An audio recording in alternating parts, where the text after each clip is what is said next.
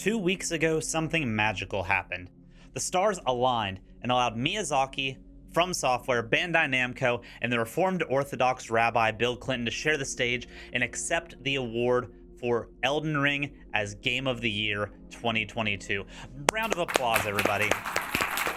And while the Game Awards might have gifted us a double whammy of most memeable Game Awards moment, as well as most memed arrest moment in gaming history, Miyazaki actually got the one up on them, and a few days prior to the Game Awards, gifted the entire Soulsborne community with what I consider now the third time in a row most important patch that FromSoftware has ever put out for their games, the Colosseum update. What is going on, Tenant Crew? My name is Billy the Squid, and while it might be a couple weeks after the update dropped, it is never too late to praise a developer in gaming that is actually putting their communities first, as that is becoming a rarer and rarer sign these days.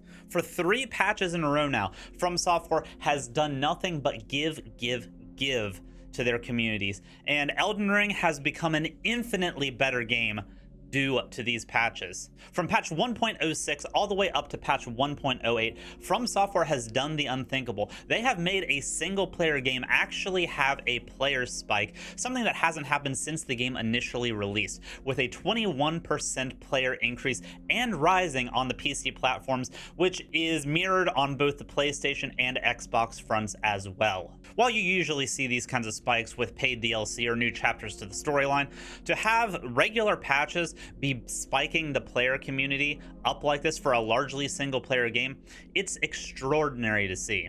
But I do say largely single player because patches 1.06 up to patch 1.08 all pushed the envelope for the co-op and the PvP side of Elden Ring.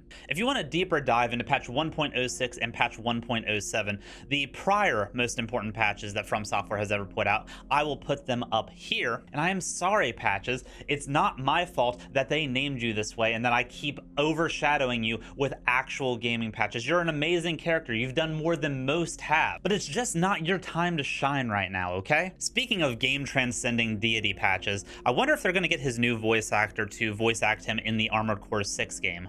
All patches considered though, patch 1.08 is the first patch that FromSoftware has put out that actually gave extensive amounts of content to the game for free.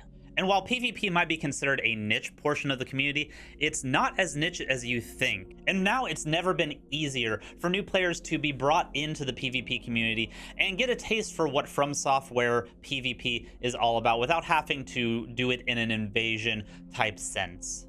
I would also like to take this time to have a moment of silence for the Raya Lucaria entrance dueling grounds. You will be missed.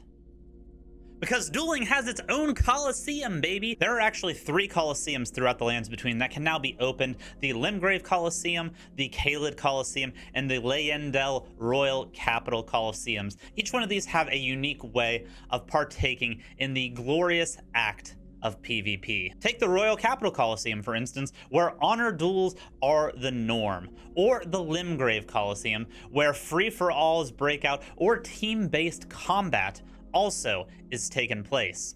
Or you could go to the Caelid Coliseum, where all of the above mentioned can be taken place, but also with the added dice roll of summon spirits being thrown in. A truly chaotic experience indeed, and one that I would expect from the land of rotten poison. Also, as a little aside, you don't have to beat the 3 summon spirits outside of the Great Pot to get into the Caelid Coliseum. You can just walk past, walk around the big pot, and go straight in. You're welcome. But fighting those NPCs might be a nice little warm-up for what you're going to get into within the Colosseums, because PvP in the FromSoftware games is very different than your standard PvE action fest. And with rankings and potential rewards being added to these Colosseums over time, the gates are wide open for the multiplayer facet of this great game. And all of this came on a free DLC patch. And that's what I want to highlight right now, because it is why I consider this the most important patch FromSoftware has put out,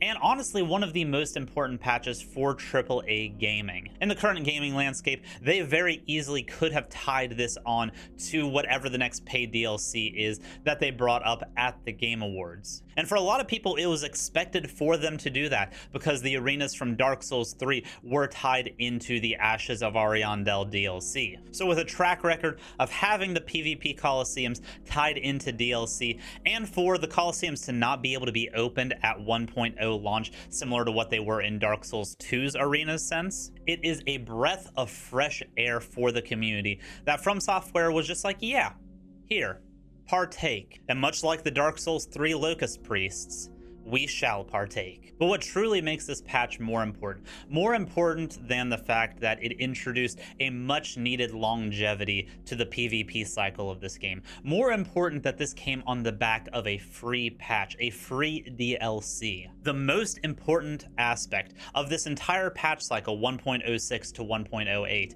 is that FromSoftware just keeps giving. And that leaves an unlimited future for this game and future FromSoftware titles. They're setting the bar extremely high with their community on what they are willing to do and give, on nothing but the good graces of a community supporting the game. And the gates really are wide open. I don't see it unreasonable to think that somewhere in the not so distant future, Elden Ring could get its own seamless co-op patch. If they were willing to take patch 1.06 and completely rework how invasions and co-op work, I don't see it as unreasonable that they couldn't continue working on the back-end structure of these games and introduce a seamless co-op option. I don't see it as madness that with future patches or future DLC, that these Colosseums and arenas couldn't be turned and have PvE implications, such as potentially a boss rush mode or just arena-based combat where you fight waves of enemies a la old school Ratchet and Clank, potentially ending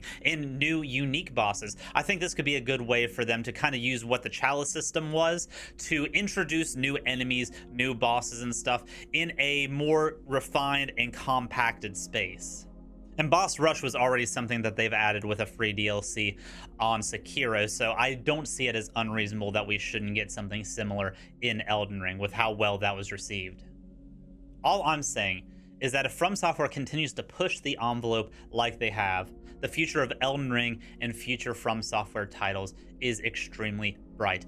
FromSoftware has proven time and time again to be a beacon in the AAA landscape, a developer that really does attempt to put their community first. Whether the community accepts or denies that, it is the truth. And these kinds of patches prove just how much they want to give back to those communities. And as long as FromSoftware continues to push out patches like this that have free content or are just overall game changers for their games, I will continue to make videos praising them, because in a world full of EAs and Ubisofts, I want there to be more FromSoftwares. But let me know what you guys think. Have you guys enjoyed the Colosseum updates or any of the updates that have came out recently? Let me know down in the comments below. Also, let me know what your PvP builds are. I'm kind of interested to see what kind of builds are being gravitated towards. And if you like this kind of content and want to see more of it, don't forget to like the video and subscribe down below. We will be doing more content like this into the future, so definitely stick around for that. But until then, Tenna Crew, much love. Bye-bye.